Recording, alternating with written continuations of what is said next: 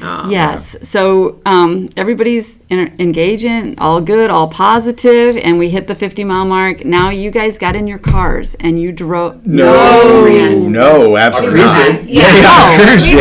You ran from Edwardsville to O'Fallon. Yeah, down the Goshen. Down the Goshen Trail. Right when it got dark.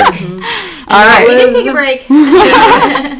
It was basically, we had her load up. I'm like, oh, wait, there's no cars. Never mind. I was just having to get a reaction. No.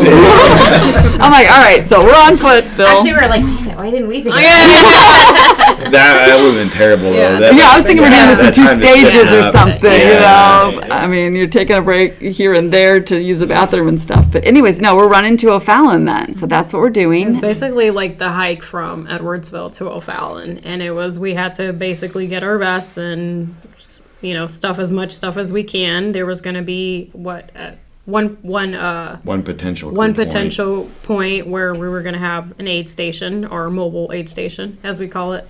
Ryan met us at. Yeah. It was like 5 miles in to about 15-ish. Yeah. That's the top off water. It was a quick little stop. So is it 20 miles or 25 miles? So from Edwardsville to run to O'Fallon, how far is that? 14. 15. Just shy of 15. Okay. 14 and some change. Okay. So.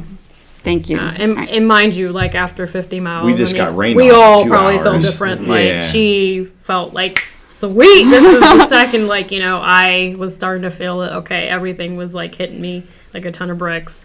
I don't know how you felt. I think you were kind of. I was pretty rough. Yeah. Because we were trying to time it so everyone finished about 50 plus or minus a little bit of mileage. That way we could all, because it was starting to get dark. Okay.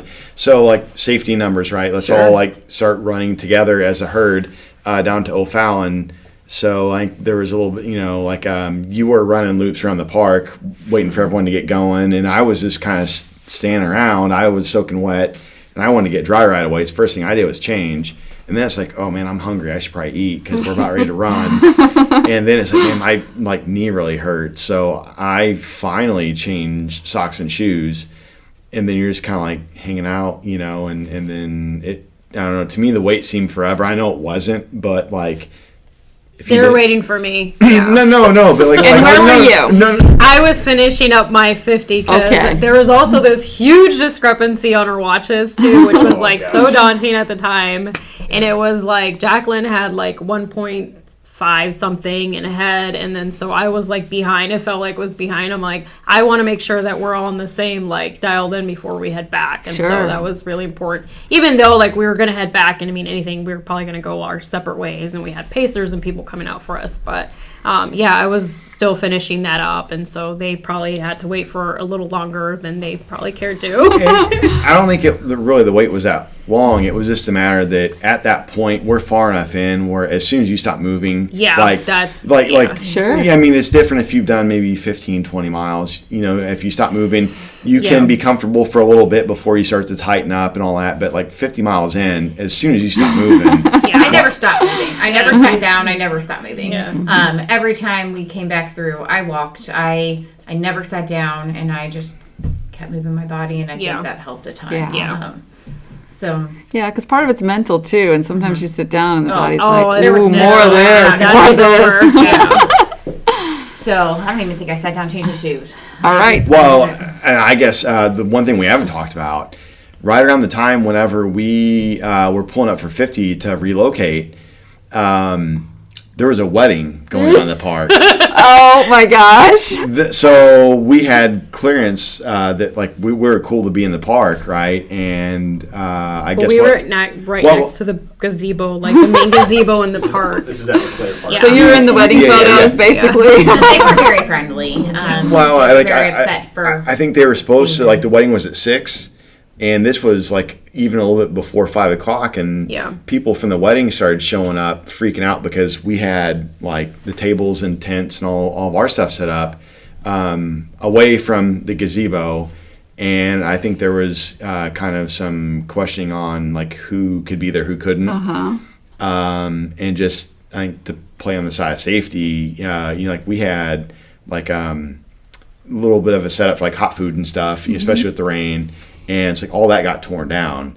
So by the time we were all coming back to finish and like maybe like change it clothes, torn down from like the wedding party. Long story short, our crew had to pack all of our stuff. And up. so our stuff was everywhere. We're getting ready to go make a 15-mile Yeah. trek to O'Fallon from Edwardsville, and all of our stuff is It's just everywhere. everywhere. We've been rained All on my it. stuff is packed in my Yeah. husband's truck. Yeah. Stuff that got moved Okay. over, it got mixed up. Here's a And little so we're mental trying to, curveball. I needed to change clothes, and so Ryan's like, I have to go grab that from the truck, and like whatever I needed like was in different places, so we kind of all left a little. But again, it was fine. It was totally fine. That's why we have our crew. We were able to get what we needed at the time. It might have taken a couple extra minutes, but we were getting ready to leave anyway. You weren't like flipping tables and, you know. Yes. Just whatever we needed. But at the same time, though, like it's getting dark and we've been rained on for 2 hours. Right. So the ability to tired. have like a little bit of hot ramen or something warm in your belly before you go run for 2 hours in the dark back to O'Fallon, like you don't have that. It's And a matter sometimes of you're thinking about that. You're focused on it. Like that might even be what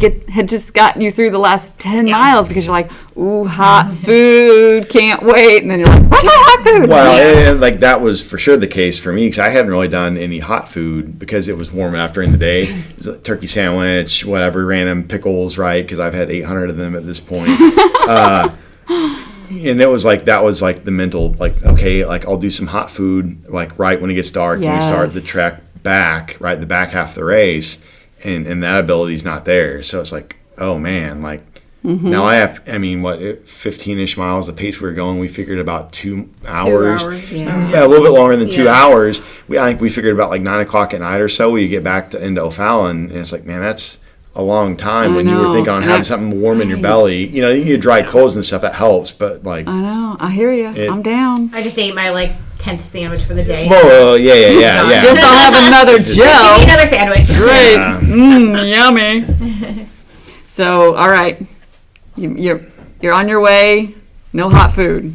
Damn it. We're going to eat some more of whatever we've been eating and make this work. Yeah, so we made do with whatever was there, whatever our... and I guess that's the whole point is, when you're doing something for 24 hours, things are going to go wrong and you have to adapt and you have to problem solve, and it is not going to go the way that you have it planned out, which is why they know. I call myself the hippie runner. I went rogue in this whole thing. I did not have a training plan. I did not track anything. I just did what felt good at the time. And so I do feel, and it's interesting, like if you know me outside of running, it is completely anti my personality. I am very type A. I am an over planner, but I think that's why I can't allow myself to do that when I run. It's the one time in my life where I can just not think about something and I just go and do it. And if I make it too much work, then it becomes work, and it's not my escape anymore. Yeah. And so I race that way too. I don't look at course maps. I don't get anything before I race. I just show up and run.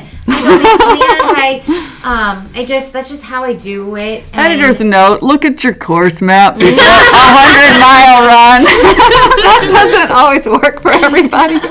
I can't overthink things, and I can't let myself get to that place. And so, but I think that also helps a lot in a situation like this, because it's okay, that's not ready right now, then I'll eat something else. And you just say you have to adapt. Yeah, because getting angry or getting upset, that does not serve you in what you're trying to do in your goal.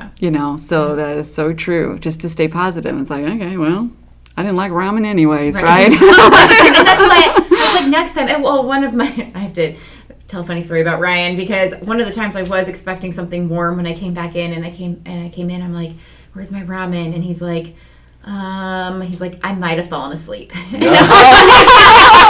That's okay. I'm like, that is allowed. Keeping it real, I love it. Yeah, just give it to him straight up. I was been so exhausted by that point, and I was like, it's fine. I'm like, ramen on the next one is totally fine. I didn't need that anyway. I'll just drink the salt pack. It's fine. I had so many sandwiches that I was not going to go hungry that day. Okay, so is it dark at this point? It's dark, and you guys are headed to O'Fallon. It's getting dark. Okay, you're all packed up. You have an aid station somewhere along the way, maybe with some water or something, right? We stopped. Yeah. And do you have any other pacers or anybody else with you at this point? Yep. I think we all had somebody. My friend CJ jumped in with me and ran the whole way back to O'Fallon with me, which was super helpful to have a new a new voice, and so I had him. And Steve Vocal was still running with DC. We actually hadn't talked about him yet. He started the whole day with us, and he was still with us at the Shout out to the Road Warriors. Yeah, it was so nice to have Steve with us all day. So he was still with us on that trek. Tim had gone a little bit ahead with his pacer, Scott. Yeah. I had a couple guys with me then. My friend Mike from work, and then a good friend from church, and.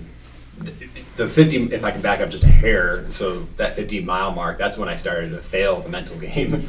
I was getting emotional. I wasn't clear on when we were leaving Edwardsville to head to O'Fallon. I made plans for guys to meet me there at the park and run some more in Edwardsville, and I was getting frustrated. Okay, I was wondering what emotions you were processing. Yeah, well, we were a little ahead of schedule at this point. Yeah. Right? We were. Yeah, which is why, yeah. Yeah. So, I just wasn't handling like the miscommunication well, and having friends there ready to pace me, and then not having that plan change, and having my crew like totally come alongside and like they fixed the problem for me. They rearranged some things so that the next guy that was coming to pace me after those two guys was able to join me earlier, and so that's, man, if I could go back to my hindsight's 2020, right? Go back and tell myself, just calm down, it'd be fine. Everything's gonna work out. Your crew's gonna work it out, and it'll be a great experience. But I was getting worked up and frustrated, and everything's very raw, like you've been out there a long time, you're tired, so sometimes, the emotions come out in different ways. Right, and I was worried about that, honestly, like how do you practice that? How do you practice the mental preparation ahead of something like, exactly. endeavor? Yeah, because inevitably, and that's what's so beautiful about the 100-miler, if you can call it that, is the fact that it's so far. You don't know what is going to happen. You don't know if your crew is going to miss you at a spot or not, because it happens. They get lost, or they fall asleep there. So, I mean, that's part of the mental and the physical, and of getting yourself there is all of that stuff. That's the crazy thing about the 100 mile. I think most people, just if you took an average, most people probably the longest run they had done prior to 100-mile attempt is probably like 50. 100K is a weird number. No one does 100K for the hell of it. You do that as a practice run for 100 miles. like 100K is like no one, like in the wild they don't exist, right? It's like 50 for most people is probably what they had done at that point. And you're talking like you just did that. You hated it after you were done. You said you were no longer running long distance like ultra races, and now you just sign up for something that's twice as long. Yeah, like that's a big. And for you, Tim, by that time you hit 50, that was a milestone for you as well, right? Oh yeah, because I plus 10, were my biggest best, and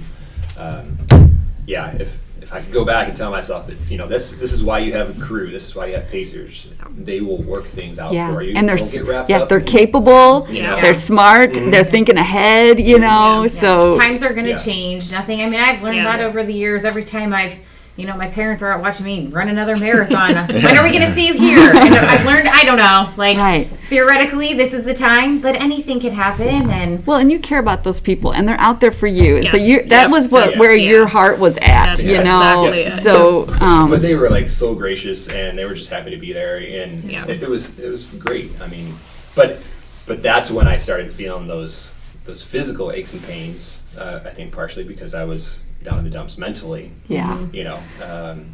It's just verbally processing through things with them. Just man, it helped. Go back and fix all that. You're like, gosh, I was just a brat. It's okay. We didn't see this part of Tim, by the way. Well, what you say on the 100-mile run stays on the 100-mile yes. run. All right. Okay, so we're headed to O'Fallon. Then what? Where are we at? Where are you at, Derek? It was us. We were all in a pack. Okay. I was having some left knee and hip issues, kind of I just kind of hanging out, waiting. Just it was cold, right? You stiffen up, all that. So I changed shoes. I brought 3 pair of shoes with me. We're going to O'Fallon now. We're already on the trail. Like, I swapped shoes, like, and 2 of my shoes were identical. The third was like the random emergency pair. If like it dumped rain and you have to like run in it and like you don't really want to. Yeah. I put those on as my second pair because I figure if I've got hip and knee issues and I'm halfway through, running in the same pair of shoes isn't gonna make anything any better. So I went to the super like ultra like emergency backup pair of shoes and actually felt a lot better on the run back. And that was, I mean, it was a pretty chill run right back to O'Fallon. Yeah. Like everyone was like running in the dark. Second wind is kind of weird because it's dark. It was and myself, Derek, like, Jacqueline, Steve Vocal was with us as well too, and then Shannon ran some with us on the Goshen Trail. And then CJ was with us. Yeah. So it was, I think it was kind of like a party run back to O'Fallon. Like we were having fun at that point. Like second wind, you got some food. You're making like we knew that we were like making the turn right. And you're on the back half. Yeah, on the back half. Yeah. Like no one was struggling real bad at that point. Like. Well, no, I'm getting to my Yeah.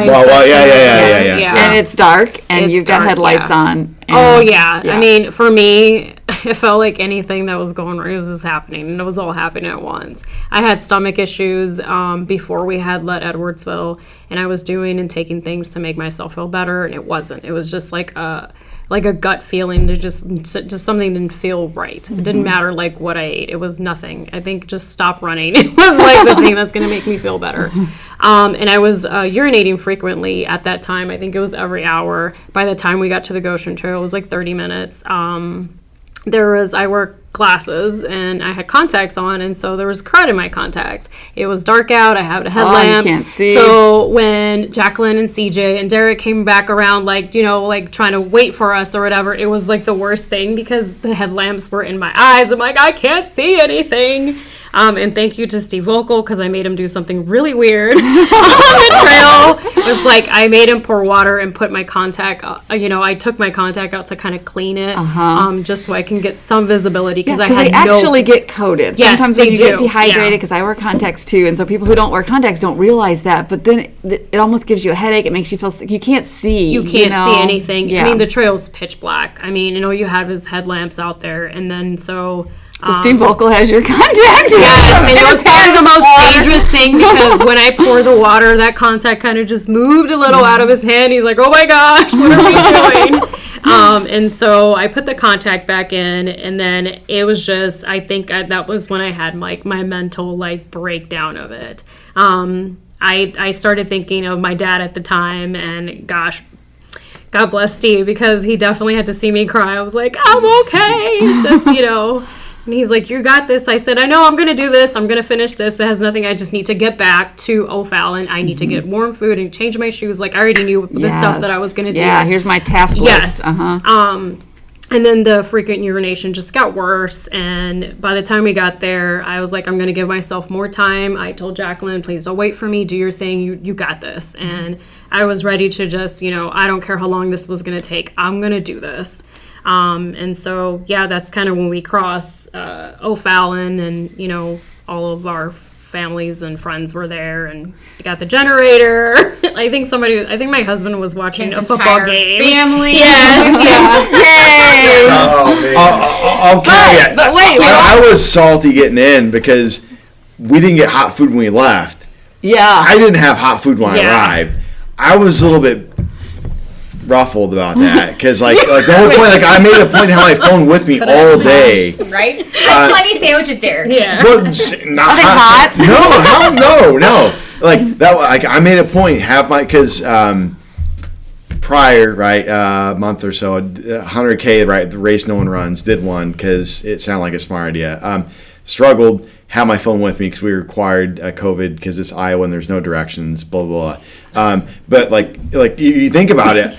Having a cell phone with you during a long distance race like that when you're by yourself is actually pretty cool because you can call or text anyone. So you can just call people and say, hey, I'm walking in BFE, Iowa. I can see 5 miles ahead. This sucks. Let's talk for an hour. I got time. And that it's mental drain, right? It reduces it. So it's well, okay, 100-mile run, right? had pacers and stuff, but like you might get a spot where you're just at a low point and you just want to talk to someone, right? That's an interesting point, because sometimes you can't get a cell signal, or depending on where you're running. Right here, you're like, I'm going to call my mom in the middle of the night. Had like planned it out with like crew and stuff that, okay, dude, like 2-3 miles out, I'll send a text or I'll call, like, I'm hungry, this is what I want. Did you tell them you wanted hot food and then it wasn't there? Yes. Or? Okay. Yeah. Well, and it was and just we're a at matter mile of getting stuff. 65, 70? What mile are we at running now? I just want back like 65. I just want, Yeah. well, so here's the thing. Some damn ramen! I wanted pizza at that point. Oh, 'cause pizza. I We moved on. wanted pizza. Yeah.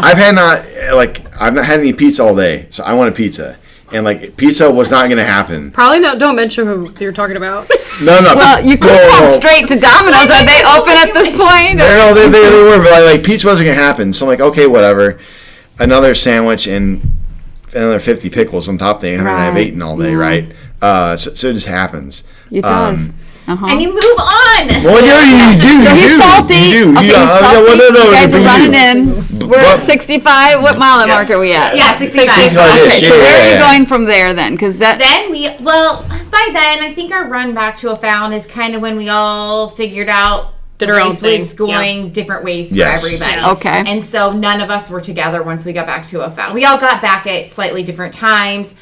And then, I think we all just kind of moved on, which I had CJ ran back with me, and then I had another friend show up that I wasn't expecting, Tom, who just came in at couldn't have been Perfect time. better time for me. Tom is the man. And I mean, he ended up running for 3 hours with me, so he filled in a gap between CJ and then my husband was going to close it out with me, and I was trying to save him for that. I didn't want him to have to come in too early, and so I had Tom for about 3 hours after that. It was just so nice to have just another fresh person to run with. When you hit new O'Fallon, conversation. then where do you go from there? So We're doing out and backs on the Goshen. Oh, I you're just did, going out and yeah, back yeah, yeah. from And then the Derek was O'Fallon doing parking his lot. own. Except around. me, because I Okay. like to make poor decisions. No, sometimes you think it's a good decision, right? At the time, you're like, I'm going to do this. You have to do whatever works Right. best for you at that moment. Yeah, this was a Yeah. huge. This was, I think, probably the only thing we all disagreed about leading into the run is what we were going to do once we got back to O'Fallon. And Okay.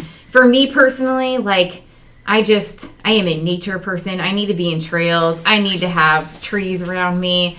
And so when they wanted to do loops through downtown O'Fallon, like, I've lived in O'Fallon for 30 years, I don't know, forever. So I've mentally, I've been there, yeah. done that. Like, that was not, I was like, I did not sign up to run 100 miles through downtown O'Fallon. Well, especially like, towards the end, when mentally Oh, you could yes. be starting to Yes. unravel a little Yes. bit. However, I the needed mental trees in my unraveling, like pitch black tunnel, to me is mentally more unraveling than That's street right. line. and that's- Wired yeah, different. You're just totally. wired different. Yes. You know, like if I have no gauge of Right. distance, like, and I'm doing this for another 6 hours, that's absolutely terrible, oh, right? it's awesome. But it just shows you how it is different. Oh, for yeah. Everyone, You know. has their own preference. Exactly. And this is, I think, a good thing to point out. The beauty of having an organized race is Everyone follows. Yeah. you don't have a choice. Yeah. You just do what the race Yeah, director right. You're going to go that You go way, that way, where the yeah. arrow says you're going to go. Having Yeah. to make those decisions was Right. terrible. Especially in And the early on state it, that you're at, yeah. And maybe at the time, like before the run, you thought it was a good idea, but then you're like, in no, that I moment, can't yeah. do that. I can't do that one loop one more time or whatever. I got to do something I different. just Well, didn't want to have to think about anything. And I'm like, Yeah. if we do out and backs on the trail, I don't have to think about anything except just keeping one foot in front of the Did other. each one of you then have your own pacer and you kind Yeah. of did what you wanted Yeah. to do after Yeah. that? So you Yeah. got to O'Fallon, you had your own pacers, and then so who got all the way there to the 100 miles? Well, Drum roll, please. Let's build up to the spectacular. Okay, don't tell me then. Okay, so where are we at? I'll tell you DC, quickly where are what we my- at? what happened with Because me. things were unraveling for Yeah. you. things was Yeah. falling Yeah. apart. Dehydrated, Yeah, I thought I was hydrated because I was peeing so much on the trail. which was actually dehydrating you though, probably. Yeah, it was. Once we got to O'Fallon and I had some warm food, changed my clothes, Went back out. Keith Burton was there.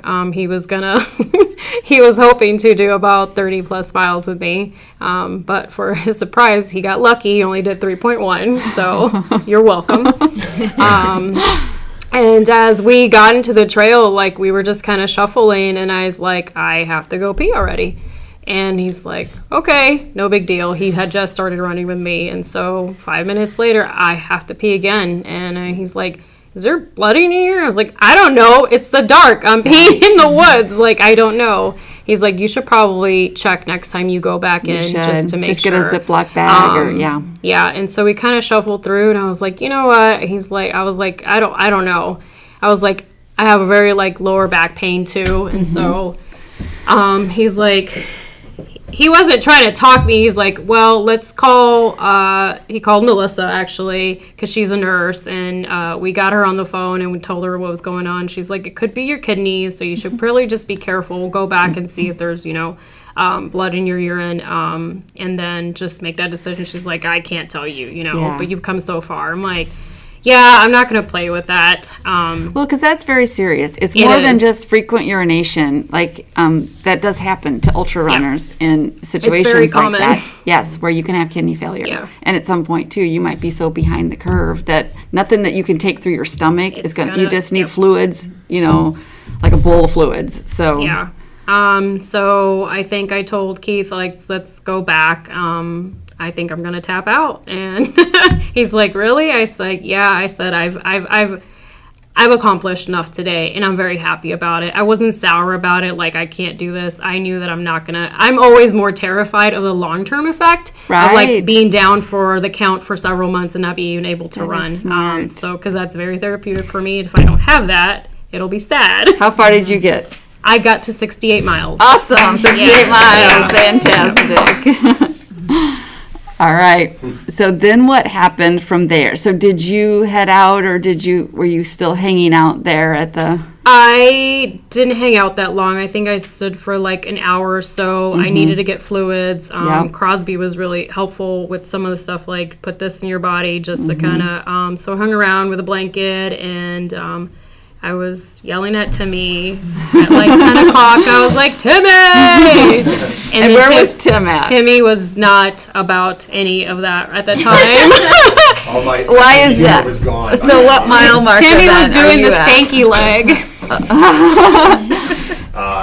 So, I was telling you, I started to fail that mental game in Edwardsville before we headed down to O'Fallon.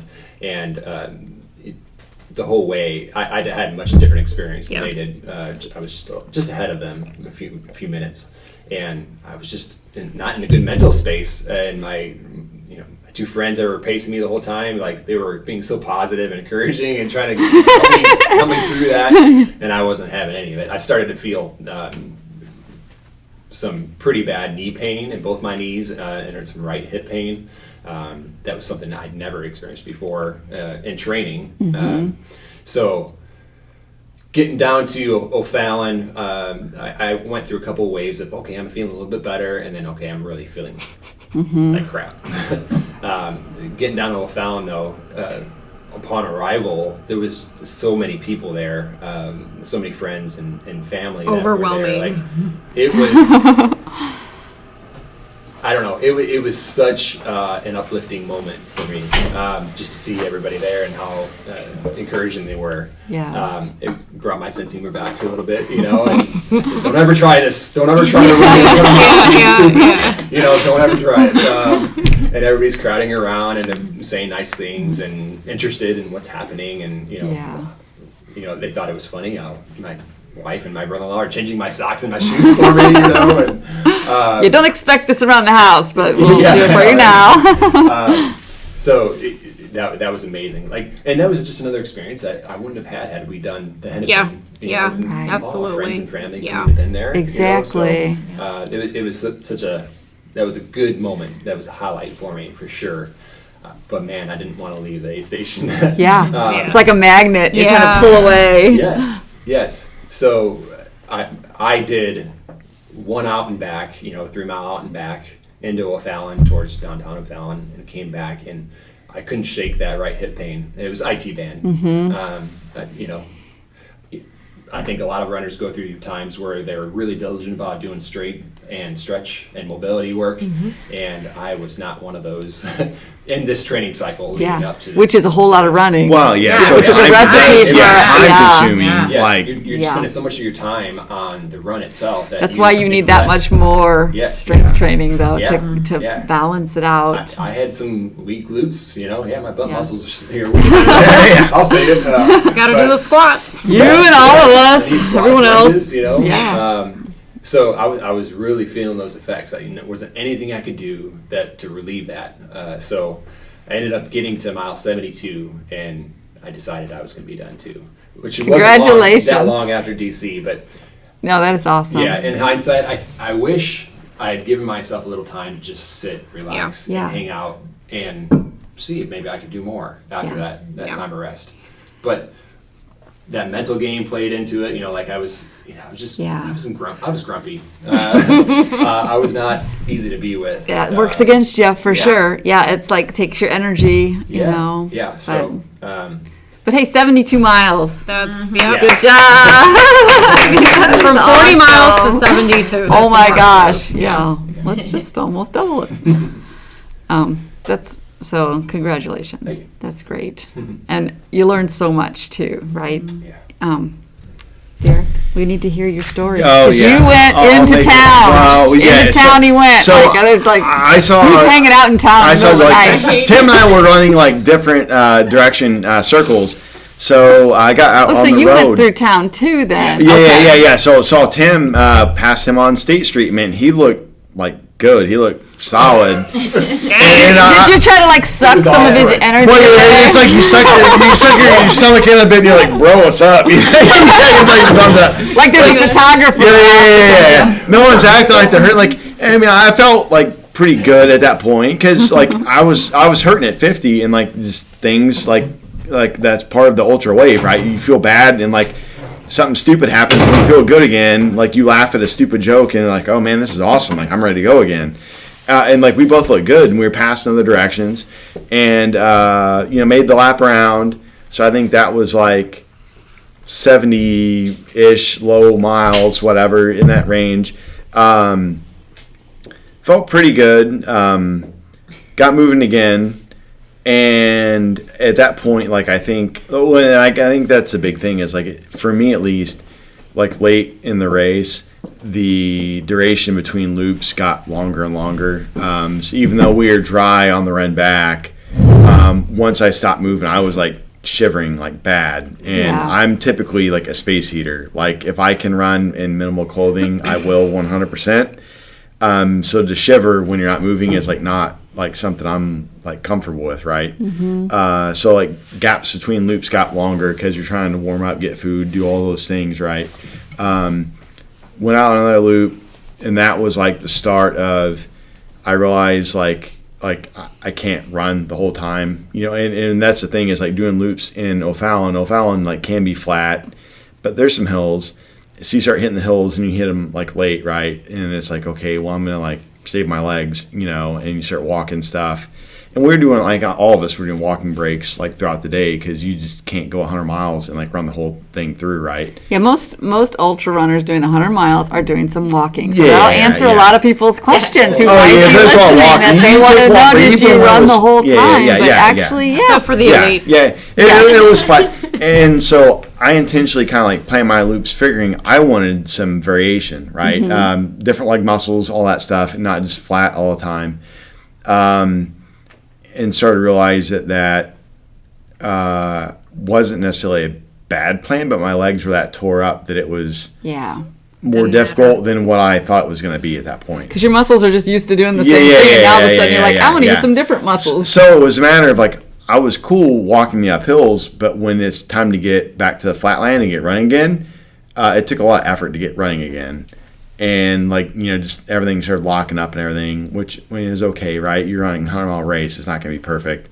Got that loop done, and pretty much at 80 couldn't run anymore. So it's okay, 20 miles left. You made it this far, just walk it and just get it done. And shivering cold, couldn't, like, went into Crosby. He had his truck right there, right? Heated seats. Damn, those heated seats. No, but like you know, I was trying to, like, message ahead, like, maybe some ramen. Dude, I need ramen. So, you know, you wait in the heat, right, to get warm because you're shivering as soon as you stop moving to get food and stuff. You know, eat, come out, and just, like, it was, like, straight up walk mode. Like, I'm going to walk for the next, like, 6 hours to get this done. And you can't look at it like that. Yeah, 6 hours. Oh, very I wasn't in running condition at that point. Like, it wasn't at it, you know. Right. So, kind of came to a head. So, if anyone listening is familiar with O'Fallon, right, we were coming from the Goshen Trailhead up on Kyle, walking down towards the sports park. If you're walking that way, you can go right or left, one direction or the other around the sports park. Went left because that's where my pre-programmed loop, because I'm a planner, right, goes. Had somebody on the bike riding, keeping me on track, right.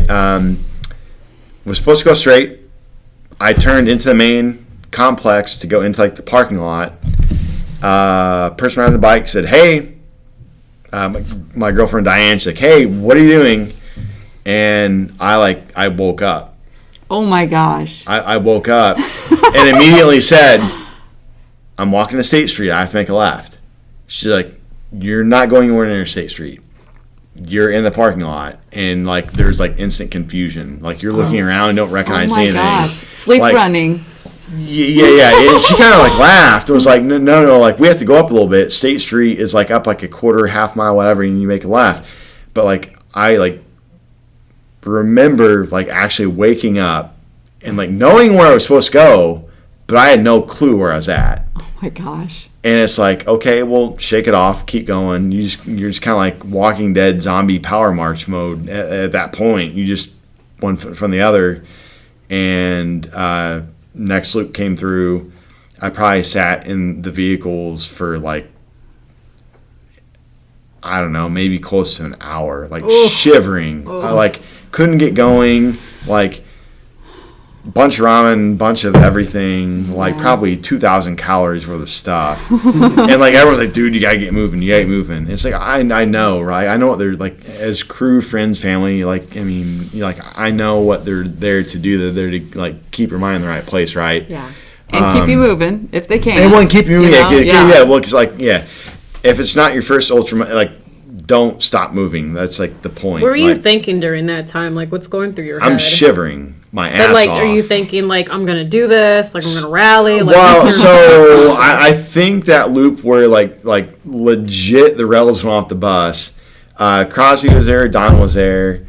Diane was riding the bike. Andrea was hanging out, like, kind of, like, running with me. I was trying to run and couldn't run. And, like, she's trying to keep me engaged. And at that point, I'm in angry mode. Like, I'm in angry face mode. I pretty much said, "Everyone let me walk. Get away from me. I'm in misery mode. Like, just let me do my thing." I want to suffer. I want to. Well, because, like, if you're hurting that bad. Because you would poke the bear, probably. No. But, like, it gets to a point where, like, talking is fun. And then it gets to a point where it's not. It takes everything in your ability to focus on walking a straight line. You just need to breathe. And every time you talk, it totally messes up your breathing. Well, and, like, I get the pacers, they're trying to take your mind off the suck. Like, that's what they're there to do.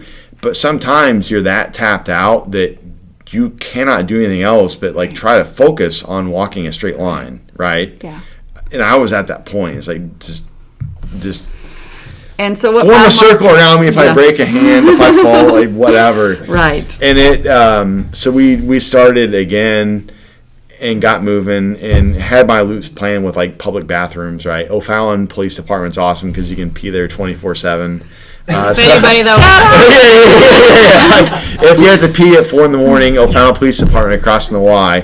So, like, all my loops are based around that. Like, you figure you get halfway out, like, you gotta pee, might do something more. Like, it's a cool place to stop. It's safe. It's a police department. We got to that point, and, like, legit. At that point, it was really cold. Everyone was slowed down to a snail's pace because that's all I was capable of. We all went in to pee. I leaned against the wall and peed and, like, fell asleep at the urinal. And, like, there's a lot of peeing in ultra. Yeah. walk to the. It happens. Somehow I was the first to pee and get out. Like I think everyone was like waiting for me to get out the bathroom before they went in. Got out and essentially fell asleep on the bench in the police station and sat there for like another hour, contemplating life, and said, "I can't go anymore," and like tapped out there. I mean.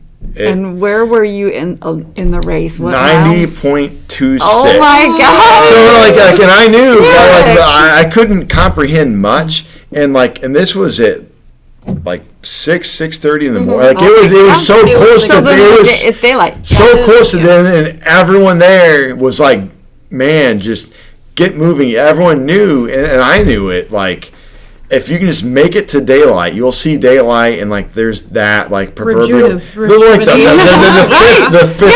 It's a big day. The sun is up. It's like fifth wind, right? And I knew it, but I just I couldn't. Yeah, you couldn't. I couldn't do it. I mean. At that, 10 more miles was 3 hours of walking at that point. Well, congratulations on 90.26. It sucked. Never attempted. We'll get back to you on that. Well, we haven't heard from everyone yet, so we haven't heard Jacqueline's story. You got some hot food. You had a new pacer. You're doing out and backs on the trail from O'Fallon. That's where we left with you. Okay. So, and that's about where I think my individual story just changed that day for whatever reason. It was really on that run back to O'Fallon where I was like, why do I feel so good? I was happy. I was laughing. And I remember CJ was taking videos of me talking and being weird to send to our friend Eric because he was asking, and he was like, "Is she drunk?" I was, I was just very happy and drunk on endorphins, maybe. I think it was at that moment that it was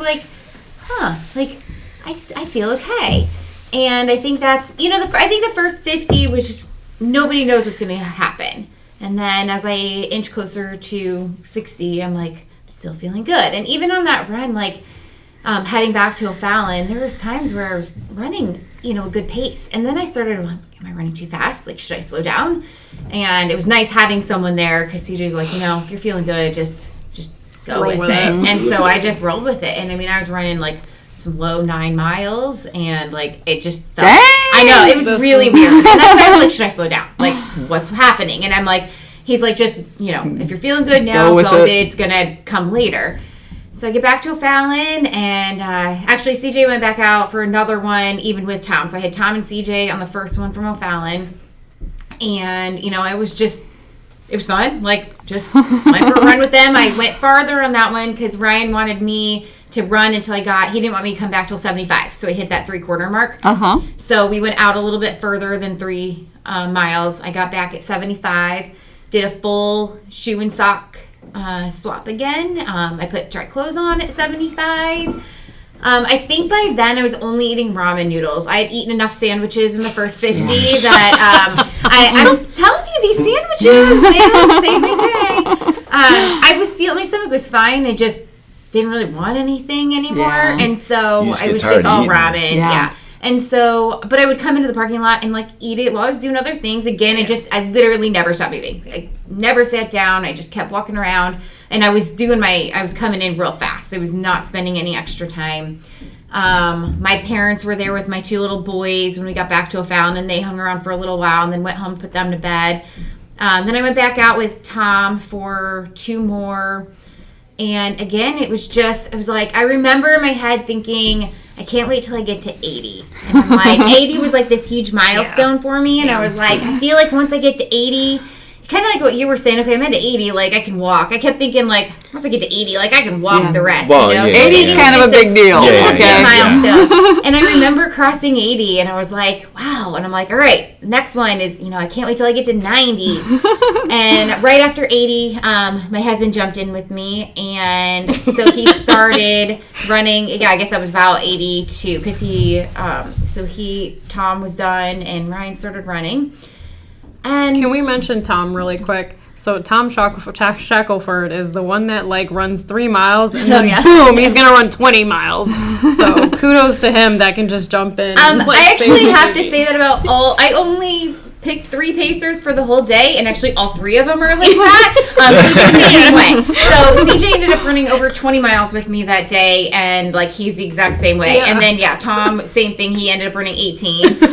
So around 82, Ryan started with me. So CJ started taking over my food and all the stuff that I needed back once I got back when Ryan started running with me. And so it was really fun to have my husband with me for the end of it, and I was still feeling good, and I was still thinking like, okay, when's it gonna happen? Right. Like, I mean, I'm at 82 now. I know it's gonna come. Like, when is it gonna come? And I was still moving well. And each time I'd come back in, I'd say, okay, on the next one, I'm gonna need to walk more. It's gonna be slower. And then we'd go back out, and aside from like that stupid hill over the bridge, I'd run the whole 3 miles out, and then walk a little bit. The walk breaks did increase a little bit, but my attitude, like, I never once got down. I never once had a negative thought cross my mind. I had fun the entire time. And, then I hit my 90, and I was like, wow, 90, okay. Yeah. And I'm still moving at 90. And my very last time in through the aid station, it was Crosby and CJ. And I remember, like, I was at 95, because I didn't even need a full 3 out and back. I was at like 95. And they were like, you need to eat something. I'm like, I only have 5 miles left. Like, I don't want anything. And they're like, nothing. So I'm literally, like, I was walking circles around the parking lot, like, while I was drinking the ramen, because I'm like, I'm not stopping. Like, I did not want to stop at that point. I'm like, I just, I want to keep moving. And so, Ryan and I headed out for the last 5 miles of the whole thing, and just, like, had a blast. I mean, it is a moment that I will never forget, having him with me at that end. And it was the trail. You missed out. The wildlife trail at like 3 in the morning alive, was so fun. Like, you can see the eyes with the headlamps, and we'd be like playing games like, what do you think that was? What do you think that was? And I mean, it was just really cool. And it was just, it's so quiet except for the animal sounds. And it was just, we had so much fun. And we did the last turnaround, and then on my way back in, I'm like, it's the last time I'm going to go over the bridge. The last time I'm going to go over the bridge. So I kept, we turn around, and I make that last 2 miles, and he's texting my mom because my parents were at my house with my kids. They had gone to bed. They put the kids to bed, and this was hours earlier than when they were expecting. Okay. And so he's like, she told me to give them, about an hour warning. And so he's texting her, and he's like, you guys need to get up and get moving. Like, she's moving. Like, everybody, I guess, even me, expected the end to go much slower. Yeah. And it just didn't. And so, we turned around, and I, like, that last half mile coming in, I could see my kids and my parents at the finish line, and they had signs, and, they pulled the kids out of bed at, it was 3:44 in the morning. And, you don't understand this yet, kids, okay? But this is very cool, Yes, it turns out my son, my 8-year-old, was quoted more than once during the day saying things like, my mom's crazy. He was quoted several times. But it was really fun that they were right there at the finish line. And what was that emotion like, just having your entire family there just waiting? I actually expected to be emotional because I usually am. Like last October, when I finally qualified for Boston and like ran with my goal, I cried like a baby when I crossed the finish line. And I don't know if I was maybe so drained emotionally, like, from the day, but I wasn't emotional. I kind of have regrets about the finish line because we have, like, one picture, and it's in the dark, and it's, not awesome. But I'm smiling because it was still, I, like, felt totally normal. I hate to say normal, but totally normal. And I just, okay, like, that's it. I wasn't like, oh my gosh, give me a seat. I need to sit down. Gosh. I was like, I was fine. It was chilly by then, and so they made me change clothes. I put on some dry clothes right away, wrapped up in a blanket, but I immediately checked on Derek. That's all I cared about was how he was doing, where he was. Even Crosby and Ryan will tell you, I was very adamant that I was not leaving that parking lot until Derek was done. Before we move on, though, 100 miles. So I don't want to move on just yet, because you ran 100 miles. Like, that is so awesome. You did it! in the middle of a pandemic. Okay, do have to quickly say about how you had to take care of Ryan for the rest of the day because you ran 18 miles. Poor Ryan. So as she said with Tom, all 3 of my pacers were, just have not put in high mileage lately, and Ryan is the same way. But he's also the one that can just grit his teeth, and he can dig deep. And so, I'm not sure he ran over. I think he and CJ went out for one 10-mile run leading up to my 100-miler just to, say they ran a double-digit run. Right. I don't really know. Yeah. But, his mileage this year is not high. And he ran 18 miles with me after, the night before, having the truck died and getting me all set up, and then spending all the time before running with me, taking care of me, and then running 18 miles with me. The next day I was awake and taking care of the kids, and I'm taking care of him. I'm like, you need. I love it. He went home and he slept until the afternoon, and I was like, that's what marriage is about, everybody. Somebody picks up the ball if it's laying there. Absolutely, and makes it happen. I absolutely I owe him.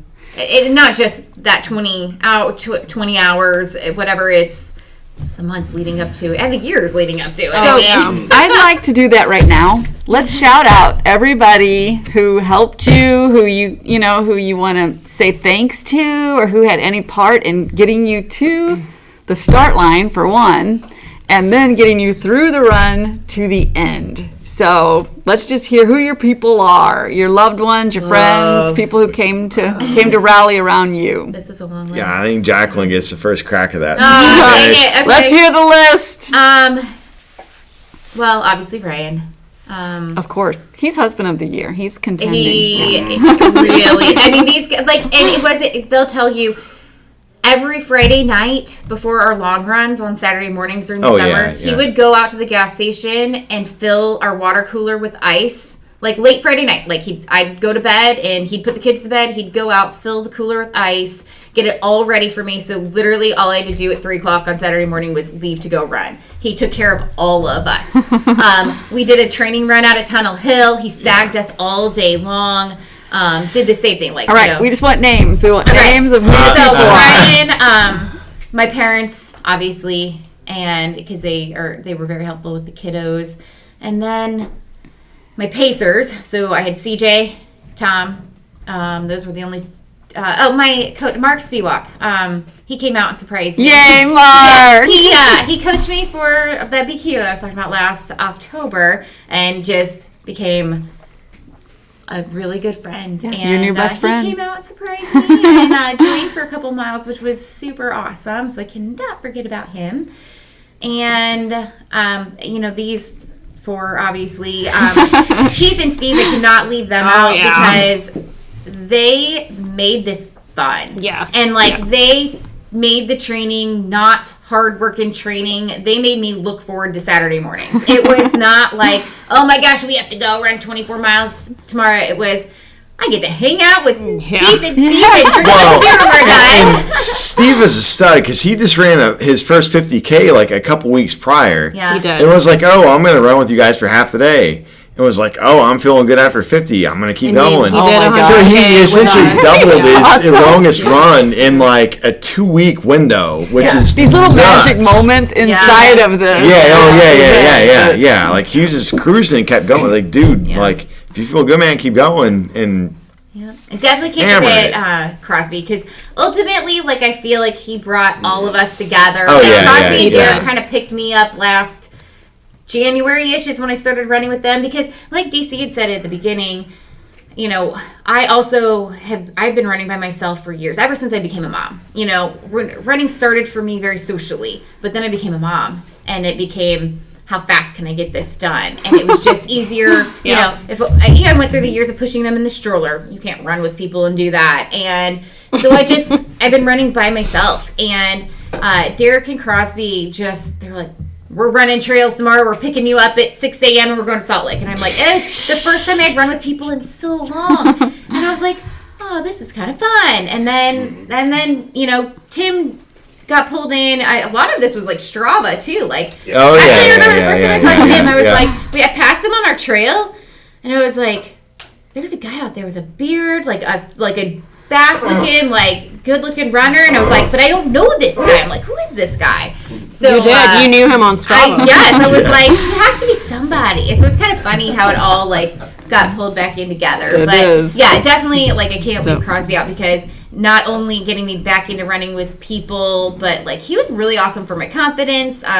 The knowledge, he's just the most humble person, and he just wants to help everybody. And he really... shout out to Crosby. Absolutely, a big one. Yeah, for sure. Let's hear everybody else's list and who they're really appreciative for. Quick shout outs.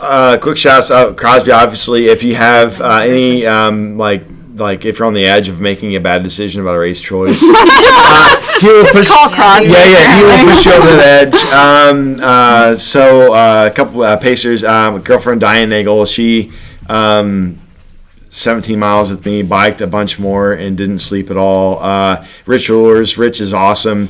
He said he'd show up and run a couple. Rich ran an entire marathon with me in Edwardsville. Peer pressure, I guess. Rich is an awesome dude. My dad, I just asked him to show up to be at the finish. He showed up at like 10 o'clock at night in O'Fallon and just like hung out. And then eventually started walking because I think he was that bored and like saw I was hurting. So he walked, which was cool. That is a pretty special moment. Yeah. And he brought the pizza. Don Miles from BRC. Don ran some and biked some and was hoping to learn crew from Crosby's Crew Wisdom. Andrea Decker from BRC. She caught me when I was like not pleasant and probably caught the brunt of me bitching about life in general. And like all you guys, obviously, like training, like we all have each other accountable. I'm sure we all had weekends where we didn't want to be up at 4 a.m. to run, but we all did. And the importance of a pack, you know. Well, you don't want to be the one to say I'm not. Like all of us would say, if we had to do it individually, it would have been terrible. Like, I during the week miles, whatever 8, 10, whatever mileage you got, like, but the long runs, knowing you're gonna be out there for almost like half an entire work day, that sucks if it's by yourself. Yeah. And like you can do it maybe a weekend like on your own, but like consecutive, like 4 months worth is terrible. So I mean Keith, Steve, like everyone that came out like was awesome. All right, that's all I got. Awesome. Well, that's a great list. I'll go next. My shout outs will be quick. First and foremost, my husband Adam Paulo. I don't know how he deals with me, but really appreciate him just like being at home, staying with my kid every Saturday morning while I go out for like 6-7 hours and go run.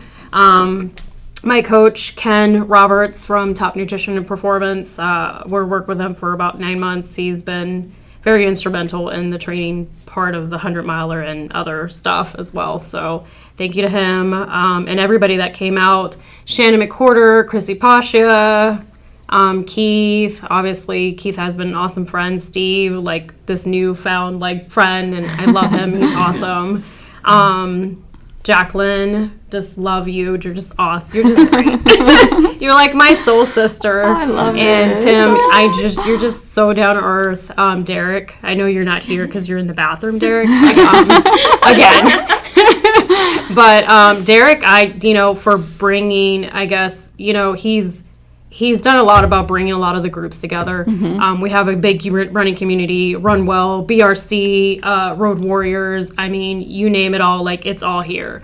And he's been very instrumental about bringing us all together, and that I genuinely appreciate. He drives me crazy. And I'll say it again. That's you over there. He knows that. But he really has brought us together, and I'm genuinely happy that I got to know new people in the running community. So, and just thank you for everybody that was out there that day. It was... Awesome. That was probably the best part of it. My takeaway was that our running community is like gold. Like what we have there, like when you don't have anything else and you may feel isolated, you have your running friends. Yes, so important. And it's an individual effort, but it takes a community to make it all come together. Yeah. All right, Tim. So my shout-outs are going to be, I'll start with my wife, of course, Gina. Of course. She was my crew chief and is just incredibly supportive of me, doing this, even though like it took me away from the family, and it's somewhat of a selfish hobby. The runner is the only one that benefits from that experience, right? But actually, unless you are in a community of these. But you get you have a lot more energy. You're a more grounded, patient father and husband because of the running too. Oh, yes. So there is this ripple effect that'll come off of it, and you're saving the whole family on healthcare costs. But anyways, I came over with that. So anyways, Gina, yes. Yeah, Gina was amazing. She never crewed for me before, Wild experience. She did such a good job. My brother-in-law Matt Thomas, he's an ultra runner as well. He's also never crewed anybody before, but he and Gina teamed up really well and complemented each other really well. My sister Angela was there. My mom was there as well. All my kids, Riley, Morgan, Timmy, and Peyton were there. Gosh, I feel like I'm going to forget some of my pacers, but I'm going to do my best to remember everybody. So, Jean Sabater. Jean. He's We love John.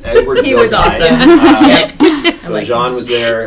Let's see, Eric Gargrave, co-worker of mine. I liked him too. Max Pott. I like them all. Brian Thomason. Mike Rolfing. Scott Welts. Gosh, I hope I'm not forgetting somebody.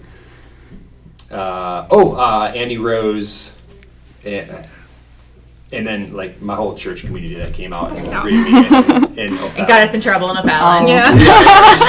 They were amazing. Like, I just felt so loved and supported the whole day. That's so made wonderful. it such a great experience, being with the ladies. Well, that gave them an opportunity too to show all of you how much your people love and care about you. They had this opportunity to share something with you and be there for you, and that they just came out and rallied around it, and that's just awesome. And that's very hard to recreate. It's this magic moment that happens that you're like forever grateful for. Watching Tim's family all day is a memory I really never forget. It was really awesome just to see that. It was really cool. I asked your mom for pumpkin cookies. Oh, there's pumpkin cookies. She said, "These are for Tim." Okay, back away. I think the one thing that was cool about that was like I think in general most people's family hadn't experienced any kind of like crew ultra what is this? Right. It's like they know we go run for hours, right? But for people to see it firsthand, and I think the emotions right throughout the day, people get it. Yeah, they saw the connections you have. They saw the emotion. They saw you doing something that you love to do. A race is different because you're trying to get in and out. It's a race, right? You're trying to be as quick as possible. But this, I think we're all still trying to be efficient. But people were willing to maybe savor it a bit more, and I think the emotion part of it was more raw, right? So people who saw it for the first time. And even runner friends, we had people out who had ran maybe Don for that came out with me. He runs, but hadn't seen anything like that in person, and to see it is light bulbs are there. I get it. I see why you guys do this now. All right, so I feel like we probably are going to have to wrap up, and I want to kind of wrap it all up together. Wrap it up. So, there's a saying that I like, and I don't know who coined the phrase, but you win or you learn. There's no win or lose. You win or you learn. So I want to go around and everybody just tell me one thing that you learned through this experience that you can share with all of our listeners, and then we're going to wrap it up and wrap it up with that. I'll go first. I learned that, like I said, our running community is like gold. And there's my biggest takeaway from an event like this that was self-supported. It was definitely the amount of support that we got for it. I also do this. I did this for St. Jude to raise money for St. Jude. I'll do this all day long. I don't care. And just having... who your real friends are when they come out to support you do something so crazy. So that's my biggest, that's what I learned. Popcorn, Jacqueline. I learned a lot about myself, obviously, and I learned that a lot of the things over the last few months that I thought were going to be setbacks for me or that were going to hold me back in successfully running 100 miles ended up to be assets and actually helped out a lot. And I mean, every one of them will tell you throughout our whole training, I always kind of ranked, I was like, you know, you guys have more of a chance of completing this. Like, you know, I just felt that a lot of the things that my lifestyle and, you know, the lack of self-care and the lack of a whole bunch of things that I could go on and on, I thought were going to really hold me back. And I think ultimately, like, it all prepared me. The last 8.5 years of not sleeping and running around crazy, raising kids, and like just what I've experienced as a stay-at-home mom. And then we live a very, very busy lifestyle. I told you earlier, my kids play select baseball. They're gymnastics a couple times a week. My husband is a Cub Master. We run the Cub Scout program. Like, we are on the go all the time. And I was very concerned that during training and juggling all of that, I was like, I'm not resting enough. I'm not taking care of myself enough. I'm not eating properly, like, because I'm always on the go.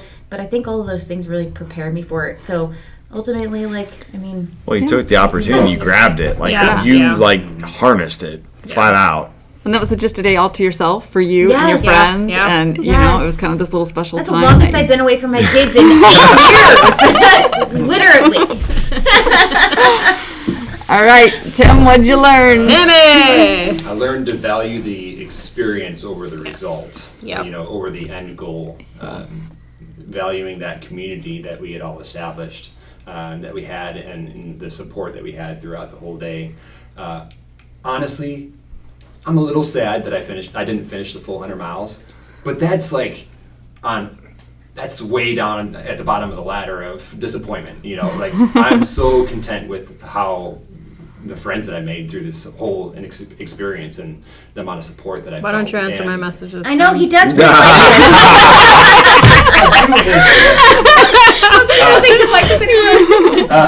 So yeah, I just learned to value the experience more than the end results. That is awesome. Yeah. And Derek? Learn. So no matter how much you plan, there's always something you are going to not think of. I didn't think like sleep deprivation, hypothermia, that stuff was going to be the life of me. I thought my legs were legit. Because you took too many naps. No, I didn't. Exactly. You don't go home from long runs to take naps. Yeah. But like the one thing you don't plan for is what's going to get you, and like flat out, like I feel like that was me. Like the things I thought were going to be issues, I planned for, and like I thought I handled them, and like what got me was not what I didn't plan for, right? So lesson learned there. Everyone was awesome. Like, I think everyone, like, we're all in a better place now than we were 4 months ago, for sure. We will probably continue to make bad decisions together. But given life and the current situation, makes for a great podcast. Terrible decisions might be not as frequent as what this was.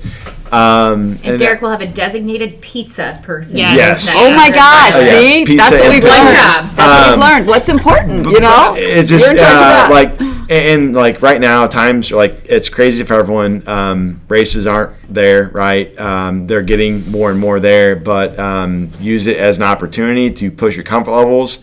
We all did. Yep. We could have easily said, okay, 100-mile training, like, this race isn't going to happen. Let's just call it quits. We didn't. Races might be canceled, but running is not. Running isn't canceled. I love that. If you're a big city marathoner, go get weird and go around the woods and run some ultras. Yep. There's so many different ways to enjoy running. Branch out. If you don't like running trails and you roll an ankle, who cares? Your marathon training isn't going to happen. Don't do it, Derek. He'll leave you. Well, no. But that's the excuse, right? I don't go run trails because I'm halfway through my marathon training. If I get hurt, that doesn't matter now. Your marathon's not going to happen. So like, go get hurt on the trails and recover and enjoy, have some fun. I got to stand up for trail running because I rolled my ankle on a pristine bike trail with one rock on it. You know, I can run trails for hours like a ballerina, and there's one rock on a pristine bike trail. So, you know, but keep running. Do the stuff you suck at because when things get normal, you're not going to take the time to do the things you suck at. So do it now and be good at it when it matters. Yeah. And smoke everyone in races, right? Right, Derek. Excellent. encouragement and advice. And so we're going to wrap it up. And we're so thankful to have the Homies Hundos. Hundo. Homies Hundo. Thank you. I knew I was going to mess it up, but I love it. We're not a bunch of gangsters either, so please don't let this be your takeaway.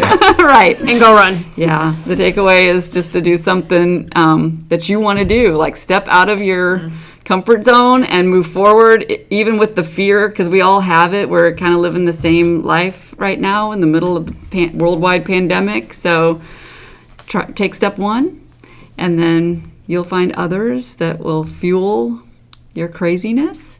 And we hope you'll join us again for a Where Do You Run Well podcast. We've had a blast with you guys. And congratulations again. Thanks so much. Thank you. Thank you. Thank you.